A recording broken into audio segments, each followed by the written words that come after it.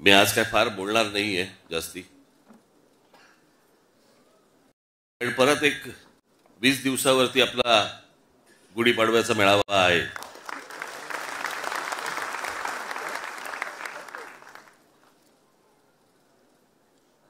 आता तिकडे जर समजा मी दांडपट्टाच फिरवणार असेल तर चाकूसुरे कशाला काढू आता मी.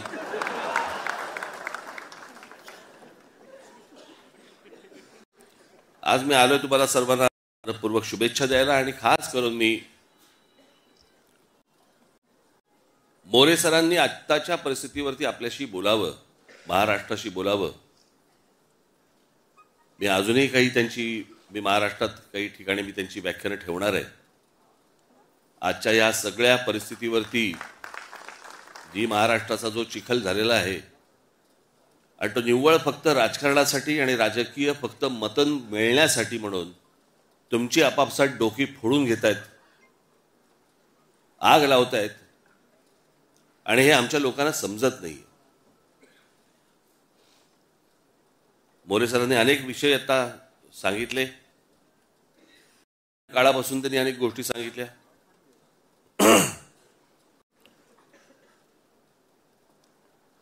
सर, एक छोटीशी गोष्ट सांगतो, काळ कसा बदलला.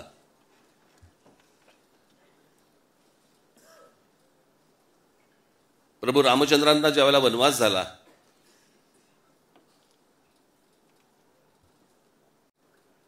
चौदा वर्षाचा झाला, तिथून ते निघाले. बरोबर लक्ष्मण, सीतामाई सगळ्यांना घेऊन निघाले. मग दंडकारण्यत आले, नाशिकला आले. आपण मग अशी नाशिक गेलात की कोणीतरी हंटर बोलला होता ना, हंटर, तिला महाराष्ट्राची राजधानी करावी नाशिक. आजचं महाराष्ट्राचं राजकारण पाहता त्याला हंटरने फोडला असता. राजधानी नाही, आमची राजधानी, आमच्याकडे करा, आमच्याकडे करा. रामचंद्र निघाले. मग ते दंडकारण्यानंतर पुढचं तुम्हाला सगळं माहिती आहे. 14 वर्ष. मग मध्ये रावण आला, मग सीतामाईला घेऊन गेला. मग प्रभू रामचंद्र आणि मग ते लक्ष्मण शोधत होते. शोधता शोधता त्याने ते वाली आणि सुग्रीव मिळाले आणि मग त्यांचं ते युद्ध झालं. मग पुढे हनुमान मिळाले. हनुमानाला घेऊन ते मग तिकडे गेले. तो सेतू बांधला. सेतू बांधून ते लंकेत गेले. लंकेत गेल्यावर त्या कुंभकर्णाला मारलं. मग कुंभकर्णानंतर रावणाला मारलं. मग रावणाला मारल्यानंतर सीतामाईला घेऊन ते परत अयोध्येला 14 वर्षानंतर परत आले. मध्ये तो त्यांनी एक सेतू बांधला.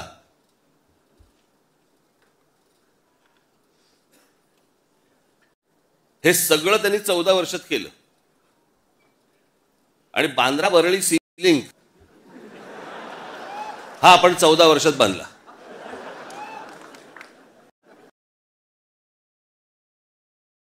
कुठे दंडकारण्य, कुठे गेले, तिथून लंकेत गेले, सेतू बितू बांधून गेले, तिथून आले. हे सगळं 14 वर्षात घडले. ही सगळे जे काही कामं सुरू आहेत, जेवढ्या काही गोष्टी सुरू आहेत ना, मी त्याचं सविस्तर मी बोलणार 30 तारखेला आपल्याशी.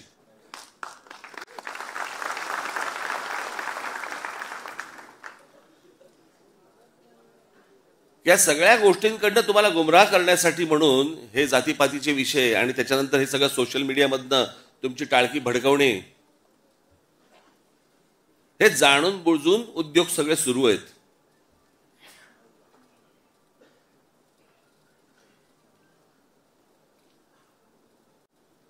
कालच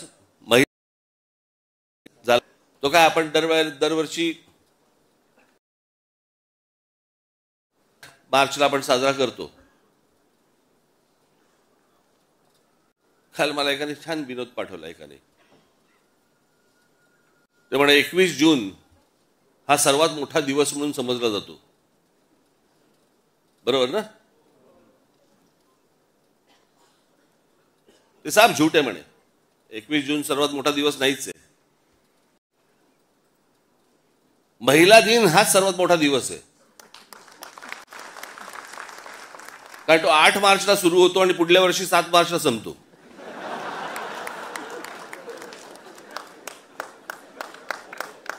ज्याची लग्न झाली असेल प्रत्येकाला हे कळत असेल मी काय म्हणतोय ते.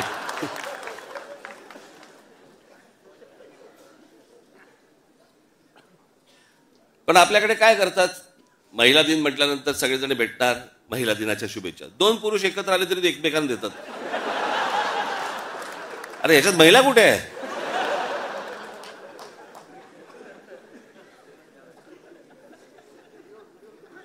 मागचा पुढचा काही विचार नाही, काही नाही, आपले बस शुभेच्छा.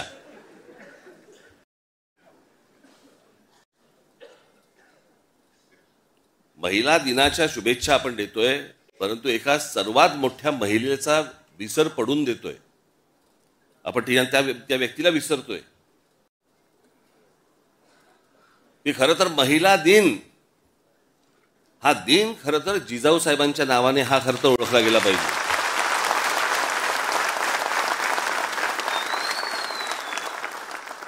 लहान असताना वडील कुठेतरी मोगलांकडे चाकरी करतायत हे ज्या मुलीला पाहवलं नाही, लग्न झाल्यानंतर आपला पती कोणाकडे तरी मोगलांकडे आहे हे ज्या मुलीला स्त्रीला पाहवलं नाही, जिने आपल्या पतीला बंड करायला लावलं, जिच्या मनात सुरुवातीपासून स्वराज्य नावाची गोष्ट ज्या महिलेच्या मातेच्या मनामध्ये होती, तिने आपल्या मुलाकडनं ते स्वराज्य घडवून आणलं. परंतु या सगळ्या इतिहासाच्या मागे एका स्त्रीचं मन होतं, एका महिलेचं मन होतं, ते आपण विसरतो. आज महाराष्ट्रामध्ये इतक्या महिला होऊन गेल्या, महाराष्ट्रातले म्हणजे देशामधली पहिली डॉक्टर महिला डॉक्टर झाले त्या महिला जोशी, आनंदीबाई जोशी. आपण विचार करतो का महिलांचा? इतक्या महिलांचं योगदान आहे आणि खास करून महाराष्ट्रातनं.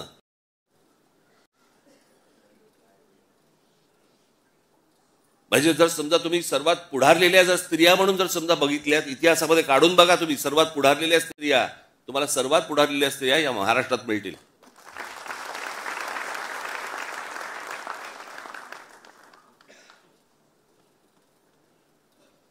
नुसत्या कसल्या शुभेच्छा देतोय आपण? त्यातनं आपण काही घेणार आहोत का? आपण काही त्यातनं विचार करणार आहोत का? आज पक्षाला 19 वर्ष पूर्ण झाली. ही 19 वर्ष आपली कशी गेली, काय गेली?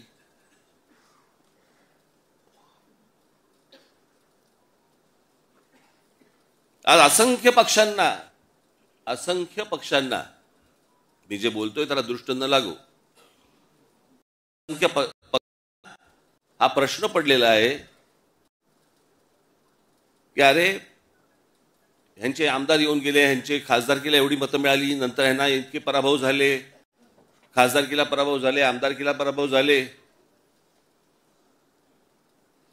तरी या पक्षामधली माणसं सगळी एकत्र कशी काय राहतात?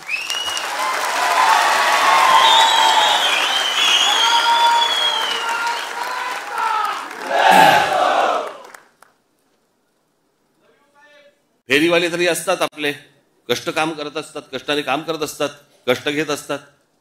पण हे आत्ताचे जे राजकीय फेरीवाले आलेत ना, असे फेरीवाले माझ्या पक्षात नाही, आपल्या पक्षात नाही आहेत. आज या फुटपाथवर तिकडनं कोणी डोळा मारला की त्या फुटपाथवर हे असले राजकीय फेरीवाले आपल्याला नाही उभे करायचे आहेत. आपल्याला जे बांधायचंय आपण खणखणीत दुकान बांधू, फेरीवाले नाही होणार.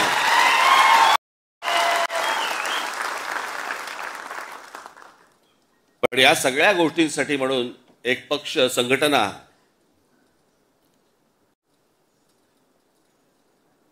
जी सगळ्या ठिकाणी आपली आहेच, पण ती मजबूत करणं जास्ती गरजेचं आहे. कालपर्यंत माझा जो गटाध्यक्ष आहे, इथपर्यंत त्याला त्याच्या घरच्यांना पण वाटलं पाहिजे की नाही माझ्या मुलाची काळजी घेतायत, त्याच्याशी कोणतरी बोलतायत. आणि म्हणून पुढच्या 2 दिवसामध्ये त्याला एक आत्ता आकार दिलेला आहे.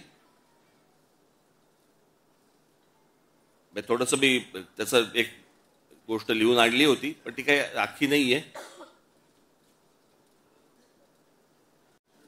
हे इथे सगळे जेवढे बसलेले आहेत व्यासपीठावरती माझ्या सकट प्रत्येक तुमच्या सकट खाली आपल्या महाराष्ट्र सैनिकासकट प्रत्येकाचं काम काय असणार आणि ते दर 15 दिवसाला तपासलं जाणार।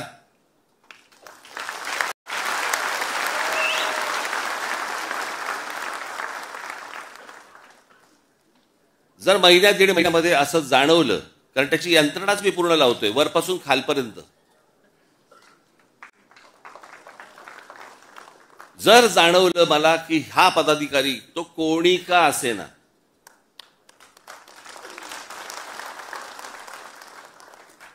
जर मला त्याच्यामध्ये काम चुकारपणा जर समजा दिसला, कळलं का, तर मी त्याला पदावरती ठेवणार नाही। आत्ता सांगून ठेवतो तुम्हाला।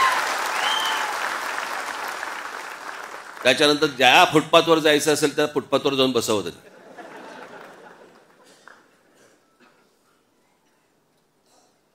परंतु ती गोष्ट याच्या पुढे ती होणार नाही। मी काल मला सांगितलं कोणीतरी, त्या दिवशी एक मेळावा बैठक लावली होती मुंबईला, आणि काही मुंबईचे शाखाध्यक्ष आणि काही उपविभागाध्यक्ष आणि विभागाध्यक्ष काही हे हजर झाले नाहीत, म्हणजे नाही त्यांची हजेरी घेतली। आणि मग प्रत्येकाला विचारलं, मग काय काय कारण, एक एक घरचे हे आजारी होते, ते होतं काहीतरी बघ। त्यातल्या 5-6 जणांनी सांगितलं, साहेब कुंभला गेलो होतो। म्हटलं गधड्यानो करता कशाला पाप।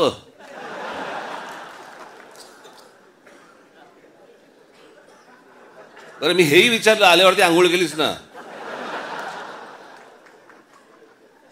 हे आमचे बाळा नांदगाव घेऊन आले काय, ते छोट्याशा कमंडलू मधनं पाणी घेऊन आले। म्हटलं मी नाही पिणार।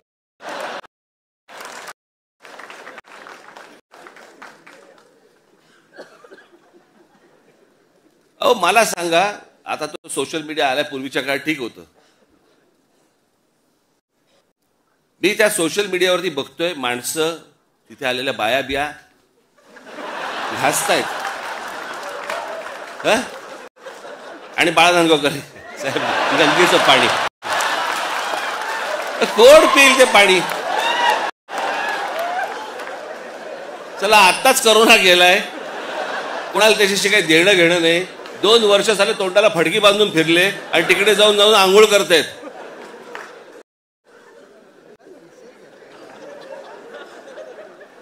अहो मला माहितीये, मी कित्येक स्विमिंग पूल बघितले असे जे सुरुवातीला उद्घाटनाच्या वेळेला निळे होते, हळूहळू हिरवे हिरवे व्हायला लागले। कोण जाऊन त्याच्यामध्ये मला सांगा पडेल त्यात गंगेत? ह्यानं तिथे काहीतरी केलं ते मी इथे पितोय।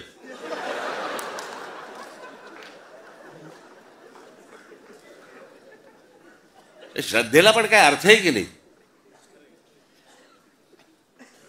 एक नदी या देशामधली स्वच्छ नाहीये, एक नदी, आणि आम्ही काय नदीला माता। परदेशामध्ये आम्ही अनेकदा जातो त्यावेळेला बघतो तिकडच्या नद्या स्वच्छ नद्या, ते काय तिकडे माता बिता म्हणत नाहीत, तरी नद्या स्वच्छ। आमच्याकडे सगळं पोल्युशनचं पाणी आतमध्ये, कोणी आंघोळ करतायत, कोणी कपडे धुतायत, काय वाटेल ते चालू आहे। राजीव गांधी असल्यापासून ऐकतोय मी गंगा साफ होणार।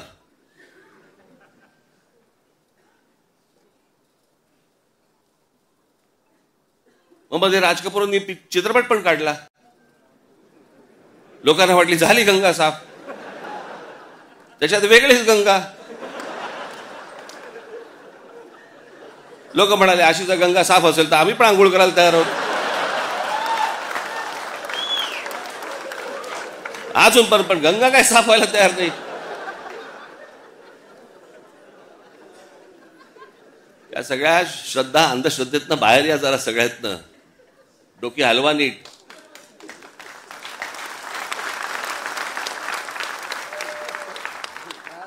तर ह्या सगळ्या गोष्टी तुमच्याशी आता 12 तारखेला मी प्रत्येकाच्या जबाबदाऱ्या प्रत्येकाकडे दिल्या जातील। प्रत्येक पदाधिकारी त्यांच्या ज्या टीम्स असतील त्या तुमच्यापर्यंत पोहोचतील, तुमच्यापर्यंत येतील। सगळ्याच गोष्टी काही मला उघडपणे सांगता येणार नाहीत, येत नाहीत, येणारही नाहीत, कारण ही संघटनात्मक गोष्ट आहे आणि त्याच्यामुळे ही संघटनात्मक राहिली पाहिजे. त्याचे रिझल्ट हे निवडणुकीला आपल्याला बाहेर दिसले पाहिजेत. या दृष्टिकोनातून ही सगळी रचना आपल्यासमोर लवकरच आणतो आहोत.